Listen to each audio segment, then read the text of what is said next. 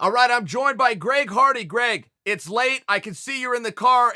What are we looking at? About 1 in the morning? You in Miami? Yes, sir. 140, looking good. Well, I got to know, where you go? What are you, fourth meal? You headed to Taco Bell? Oh no, I was watching the fights, man. Had to stay up and see him, dude. Had to. You got to tell me this, man. I have a recency bias, I must admit to you. I'll go see a fight and then I'll forget every other fight I've ever seen, and that's the greatest fighter in the world, and I have a habit of doing that. But was Felicia versus Cyborg, I mean, did that blow you away? I had no idea Felicia was that good. Bro, I had no idea she was that tough for one, but the fact that she even had a game plan and was able to last that long with somebody that good in that season, man, it was. What about the way she took those shots? I mean, Cyborg was throwing everything at her. I swear to goodness, Cyborg hit her with the same punches that I have seen Cyborg shut lights out with before, and Felicia's face just goes back to blank like it never happened, and they reset. And kept walking forward, man. You know, I haven't seen that a lot in that division, and even in women's MMA when you're not talking about the elite, you know, and that's just something coming up like I can relate to, just as a young fighter, slightly different record than the opponent, man, and just still walking forward, still, just banging it out, coming out with Superman elbow. Did you say elbow? Yes. That was crazy. I didn't know that about her. I mean, here was the thing. I followed Felicia's career as well. I don't know if you follow Invicta, but I watched those Invicta. I knew who she was, but 7 fights, 8 fights. You probably get accused of the same thing because the career's been so short and people just don't have enough evidence. You gain your confidence in the practice room, but the reality was, I guess I just didn't know. And as she came out of this fight, she clearly lost. I agree with the judges. But I'm not sure, for me, she wasn't the star of the night. As far as a surprise, as far as somebody that is going to turn my head and I'm going to pay attention to, I think she gained more stock than anyone, for me, as a fan. 100%, man.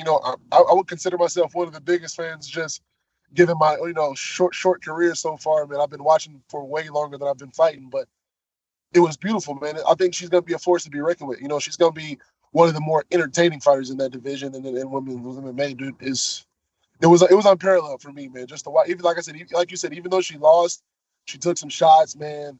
She kept coming forward, but it was just the way she did it, man, and the class and the ability that she showed was amazing, dude. It was bar none. And the other side of that coin is Cyborg. The big question coming into this, and this was even Cyborg's question. Cyborg even said, how am I going to respond? I'm in a new environment in regards that I have not came off a loss in 13 years. I thought that was a very fair and honest question by Cyborg. But Greg, the worst thing that could possibly happen happened within a minute. Not only did she get hit, she's bleeding, and Cyborg pushed through it.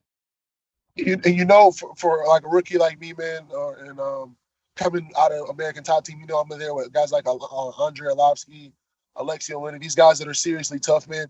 Just seeing the way that she handled it, man. She wasn't blinking. I've had blood in my eye in practice before, man. I'm blinking, I'm rubbing it off, and this, that, and the other. She wasn't blinking. She wasn't letting it affect her.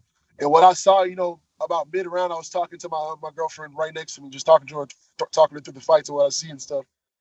And the way that she changed the game plan, her opponent came at her, same stuff, rookie moves, the same stuff that I do with Andre and these other guys.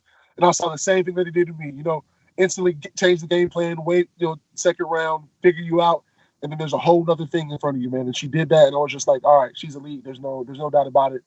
I can tell. I've witnessed this in practice before, man. This is about to get scary. All right, well, speaking of your practice room, let's start a rumor. You and I, right now, your teammate, Amanda versus Cyborg 2. Do we see it next? I mean, I don't know if you want to see it next, man. Now, when I tell you that elevated athlete is not the term, elevated MMA fighter is not the term for Amanda, dude. She's something completely different. I think we see it. I think it's going to be the same result.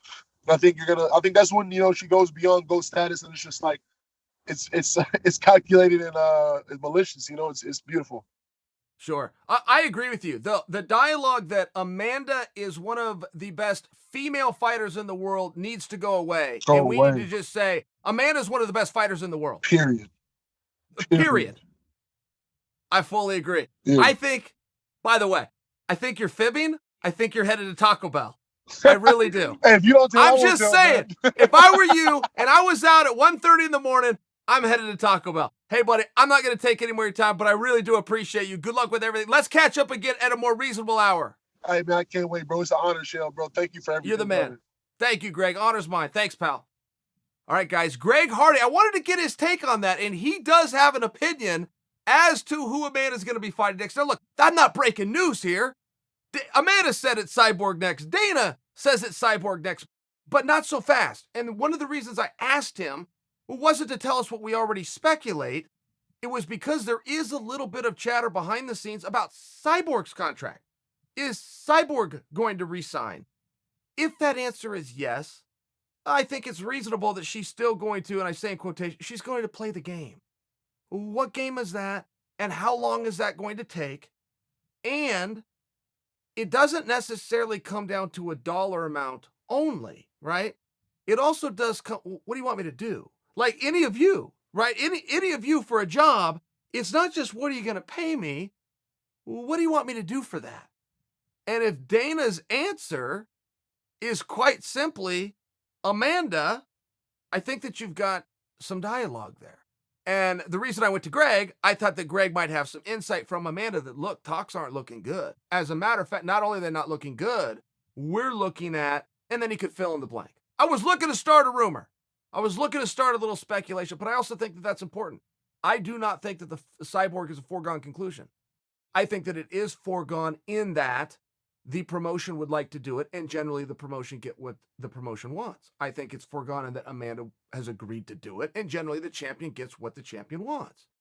But in this situation, with the top contender, the former champion, who is now a free agent, I think that it would be helpful to the division if we did start a ruckus, start some conversation. Who else if not? Because if so, being Cyborg, how long are we going to have to wait? Let's see where all of that goes.